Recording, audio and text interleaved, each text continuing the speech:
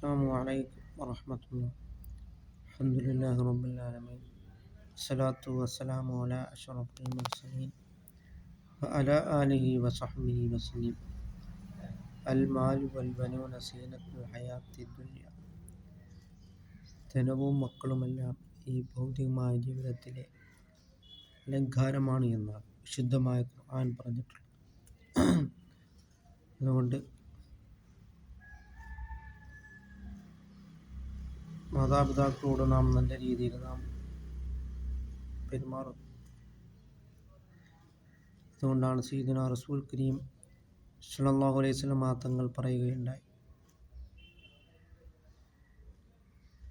വൃദ്ധരായ മാതാപിതാക്കളെ ഉണ്ടായിട്ട് സ്വർഗപ്രവേശനം എളുപ്പമാക്കാത്തവന് അള്ളാഹുവിൻ്റെ ശാപമുണ്ടാകട്ടെ എന്നാണ് മുഖറബുൽ അംലാക്ക് മലക്ക് ജിബ്രീൽ അലൈഹിസ്സലാം ദുആ ചെയ്തിട്ടുള്ളത് എങ്കിൽ അവിടെ സയ്യിദുനാ മുഹമ്മദ് റസൂലുള്ളാഹി സ്വല്ലല്ലാഹു അലൈഹി വസല്ലം തങ്ങളാണ് അവിടുന്ന് ആമീൻ പറഞ്ഞിട്ടുള്ളത് എങ്കിൽ ആ ദുആയ്ക്ക് ഇജാബത്ത് കിട്ടുന്ന കാര്യത്തിൽ യാതൊരു സംശയവുമില്ല.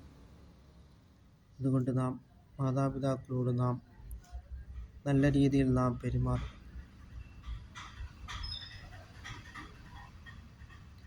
രണ്ടാമത് സയ്യിദുനാ റസൂൽ കരീം സ്വല്ലല്ലാഹു അലൈഹി വസല്ലം തങ്ങളുടെ പേര് കേട്ടിട്ട് സ്വലാത്ത് ചൊല്ലാത്തതിന് അള്ളാഹുവിൻ്റെ ശാപം ഉണ്ടാകട്ടെ എന്ന് മുഖറബുൽ അംലാക്ക് മലക്ക് ജിബ്രീൽ അലൈഹിസ്സലാം ദുആ ചെയ്തപ്പോൾ അവിടെയും സയ്യിദുനാ റസൂൽ കരീം സ്വല്ലല്ലാഹു അലൈഹി വസല്ലം തങ്ങൾ അവിടുന്ന് ആമീൻ പറഞ്ഞിട്ടുണ്ട്.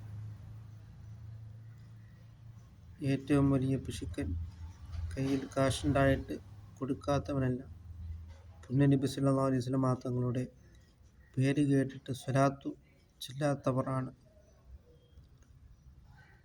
3. വിശുദ്ധമായ റമദാൻ വന്നിട്ട് അവൻ്റെ പാപങ്ങൾ പൊറുക്കാത്തതായ രീതിയിൽ അവൻ ജീവിച്ചു കഴിഞ്ഞാൽ അവനും അള്ളാഹുവിൻ്റെ ശാപമുണ്ടാകട്ടെ എന്നാണ് മുഖറബുൽ അംലാക്ക് മലക്ക് ജിബ്രീൽ അലൈഹിസ്സലാം ദുആ ചെയ്തിട്ടുള്ളത്.